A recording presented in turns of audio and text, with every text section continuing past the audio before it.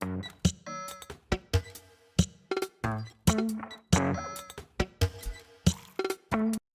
and welcome to Flippin' Through the Internet's #1 Mad Magazine news, review, and interview channel. And today we're flipping through Mad Magazine number 300, heck, 314, released October 1992.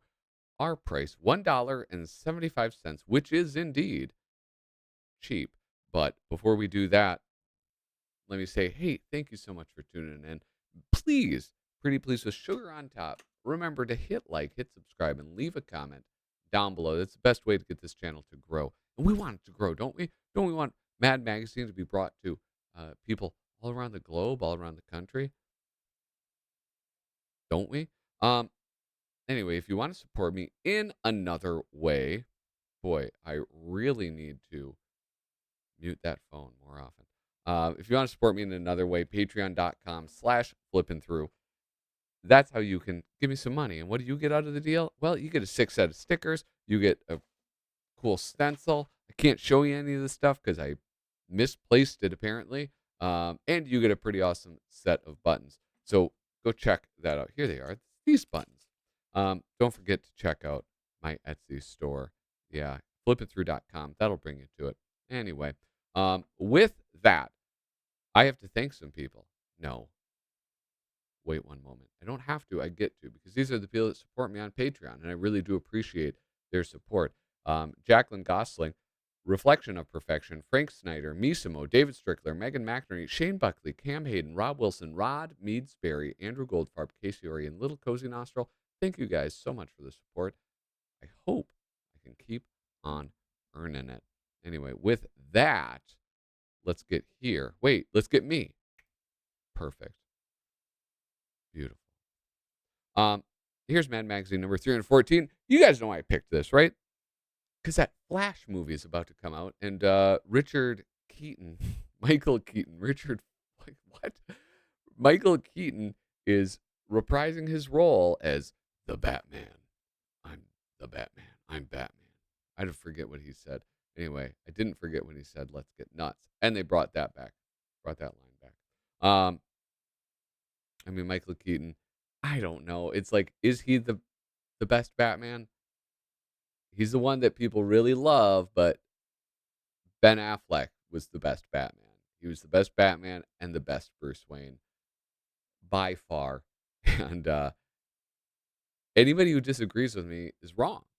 So no need to discuss it further. This is a fun cover though, with the hair styled with the ears of Batman. You know what I didn't realize at first? Like when I was a kid looking at this, I always imagined that it's like he took his cowl off and those were what filled the cowl. Like the ears on the cowl were an adaptation for his head.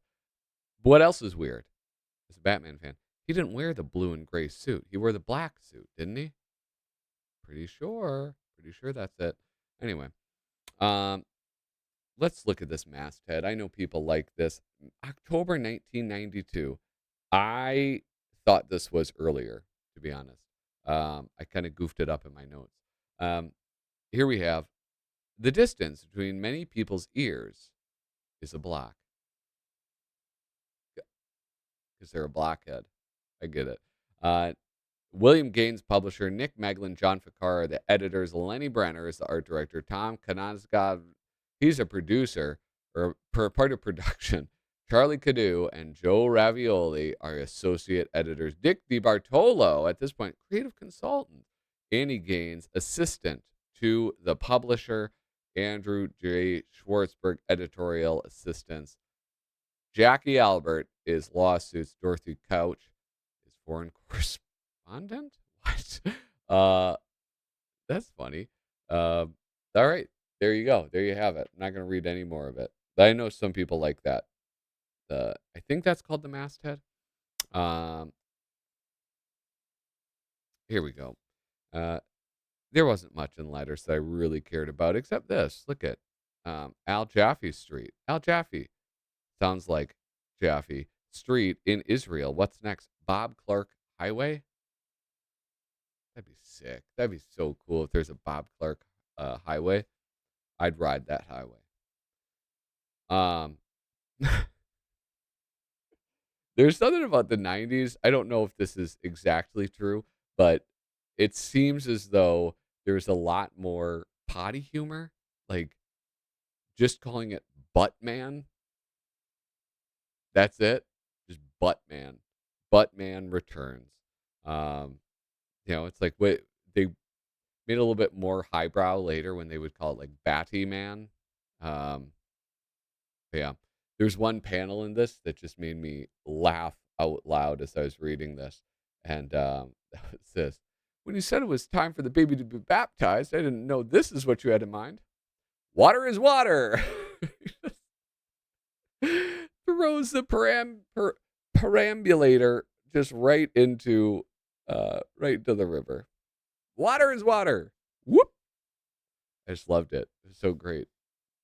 Sometimes it's hard to like convey tone with text. Anyway, it's pretty cool.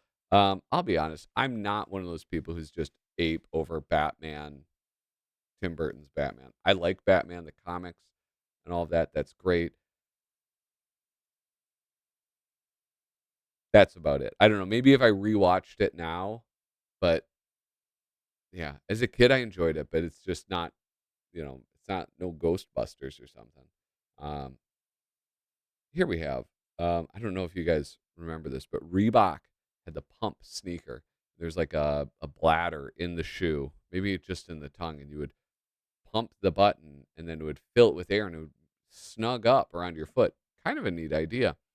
The pump shoe offers incredible benefits. Not for your feet, silly, for the owners of the company that make them. This product has single-handedly, or is it single-footedly, pumped up sales and inflated the incomes of everyone selling them.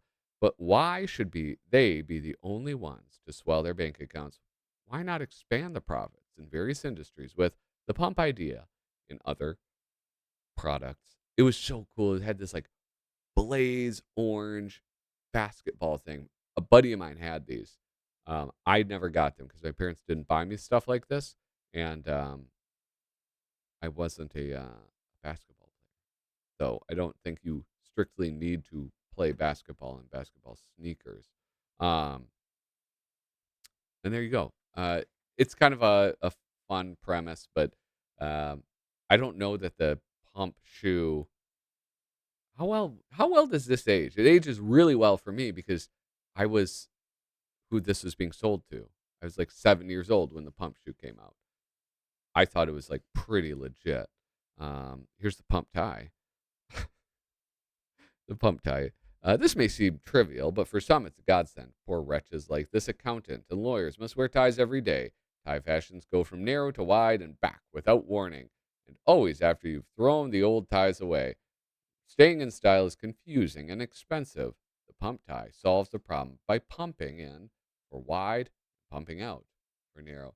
You have this like little string bean lady, then you pump it up, and she's a Rubenesque model right there for that tie.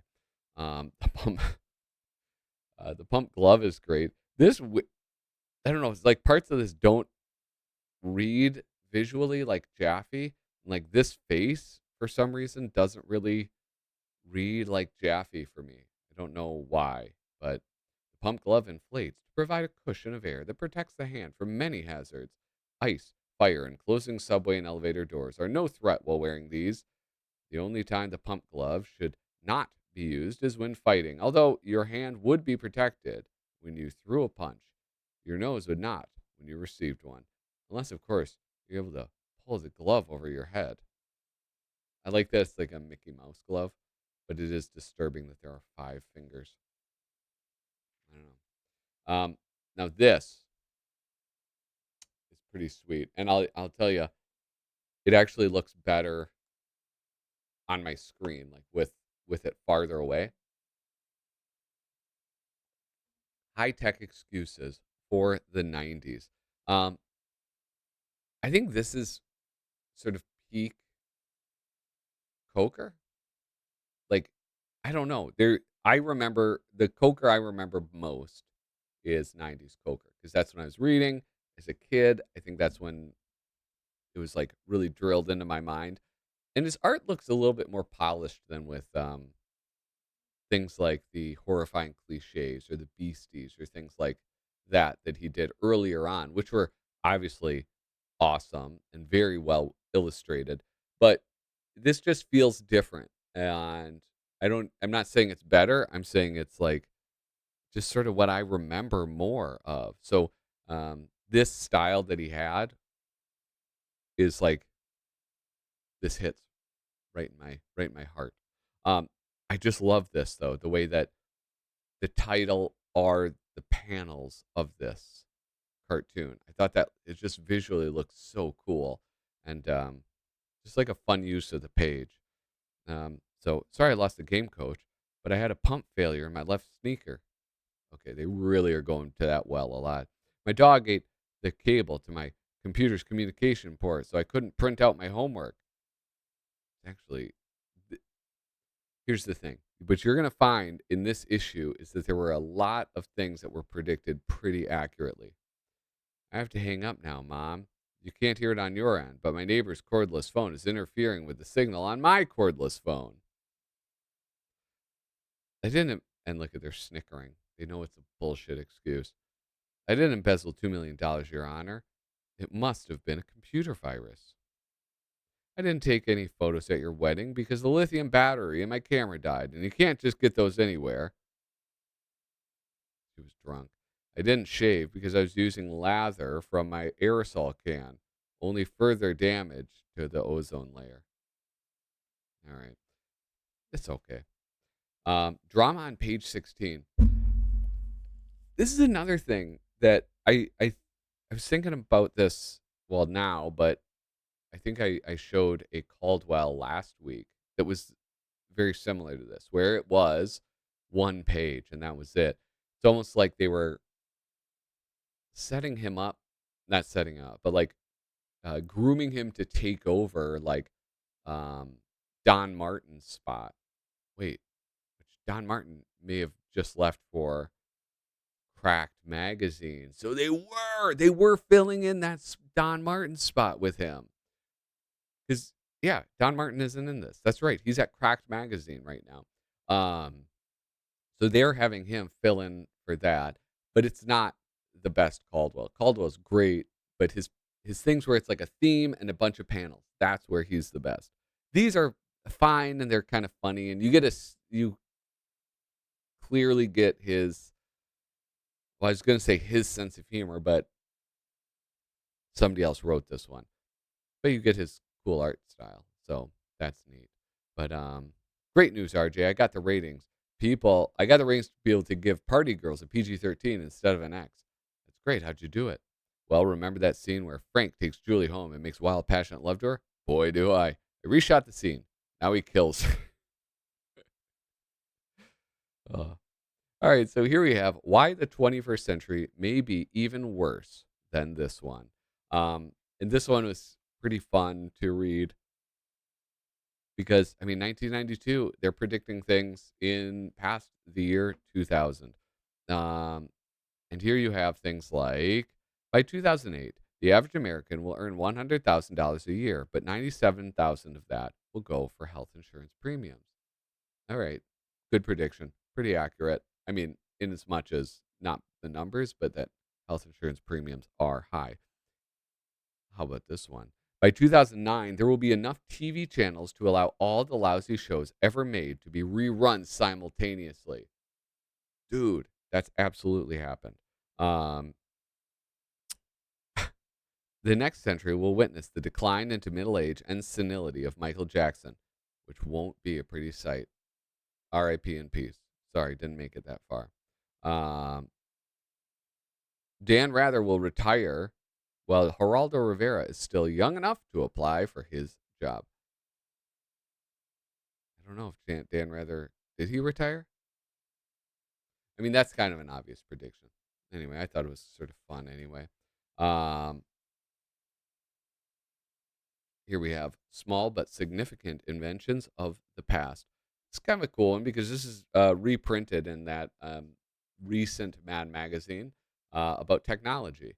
And it was funny in that reprint, and it was funny right now, too.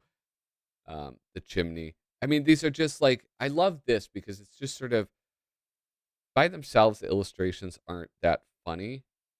They're interesting to look at, but it's just sort of the premise that makes, whoa, sorry. It's just a premise that sort of makes them funny. And I just think it's really great. The wallet-sized photo, right? And you have this giant scroll being pulled out with this like 8 kids. The windshield wiper, the bird taking a dump on it. That's actually not why. It was because of wind and snow, or snow and rain falling, and people not being able to clear it. And it was actually a hazard. Um, so, yeah, this is a really cool page by Mort Drucker. I was trying to figure out how many of these people I could name. It's not that. It's, I think, a good amount, maybe. Leave a comment down below if you can name them. Here's Yakov Smirnoff. Here's, shit, I forgot his name. God damn it. He was on Arrested Development later on. I forget. Rodney Dangerfield. Um, the Stephen Wright. Jay Leno, Eddie Murphy, Joan Rivers, Robin Williams, Whoopi Goldberg, Seinfeld. Is this Paula Poundstone? Um, Here is George Burns, Emo Phillips. Who's this guy? He's Sanders, Larry Sanders. No, that was his show, the Larry Sanders Show. He was great. I loved that dude. Andrew Dice Clay. Who else? God, who is this guy? Did I say Yakov Smirnoff? That's all I could get. Um, I'm pretty proud of that. I don't know who this is. Is this Steve Gutenberg? Is that who that is? And is this Louis Anderson? Anyway, I think I got most of them. Um, Myth Conceptions Department. The lost playground of kids your parents always told you about, but you've never seen for yourself. A beautiful, look at this picture by Tom Bunk. Um, and this is cool. I like this when they do that, where it's like grayed out, except like certain parts are white to like draw your attention to them. So here's the boy whose face remained frozen after he made one too many funny faces. The girl whose the girl whose hairdo literally caused her parents to die of shame. The 7-year-old whose life was destroyed because of bad marks on his permanent record. The foreign child whose existence somehow depended upon whether or not you finished all your creamed broccoli. And the girls whose ears were so dirty that vegetables were growing out of them. And these are like, that's a pretty cute illustration. The 6th grader who played a rock album backwards and instantly became a Satan worshiper. That could actually happen. Oh, I guess I only have 2 more to read. The boy with hairy palms. No, no explanation necessary. The children who knocked their eyes out playing with pea shooters, BB guns, rubber bands, and paper clips, paper airplanes, and any item not made of foam rubber. I love it. Here we have the trendy groups of the 90s. This is hard to go through, but I would say hit pause as I turn the pages because it's pretty amusing and the illustrations are beautiful. All right, so hit that pause once more. And then here we have who is that? Bob Clark and P. Who's P? Hell? Somebody help me out. Look that up. I'm not going to look it up. I'm too lazy. Now, this is the one I was really looking forward to. Oliver Stone made that movie JFK, and I think people loved that movie, but there were some like conspiratorial elements to it, which I don't know. We all agree that the CIA killed him, right? I think so. Leave a comment down below if whoever you think killed JFK, was it the mafia? Was it the CIA? Was it communists? Was it the communists? Anyway, JFC conspiracy theories. Oliver Stone left on the cutting room floor. The Castro conspiracy theory. And this is Duck Edwing wrote and drew this. The other single bullet theory. The Aristotle Onassis did it so he could marry Jackie theory. The trap shoot theory. God. The Zapruder had a gun in his movie camera theory. The LAPD did it theory. The switched Jacqueline Kennedy for a robot pillbox hat theory. And the everybody did it theory. Ooh, how about this? Okay, so they make this reference to Zapruder. And then in the predictions,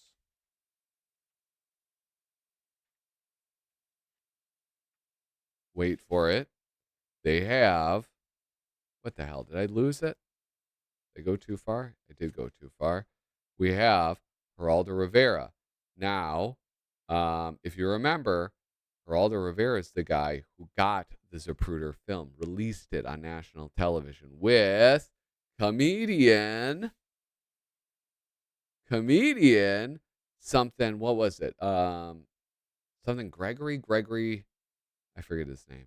He's not on this page, though, because they only did one black comedian.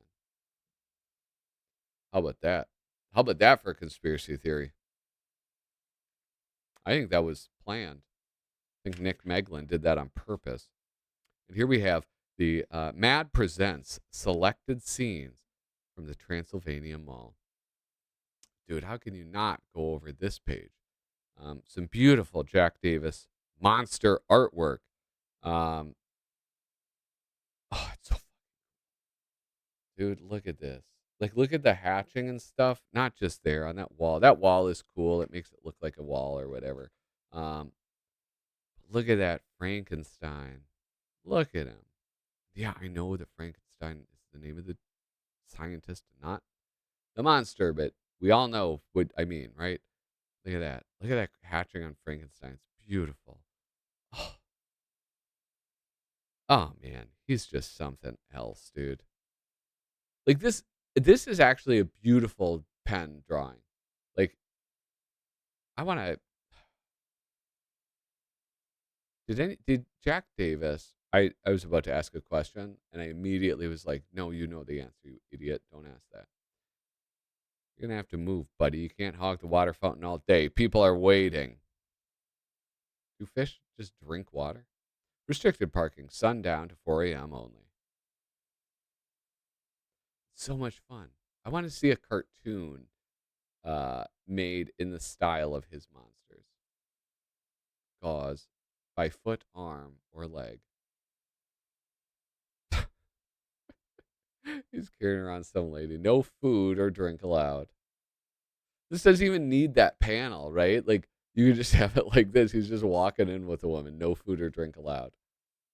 But there he is, like, biting into her. That looks, I mean, that's a pretty cool looking panel.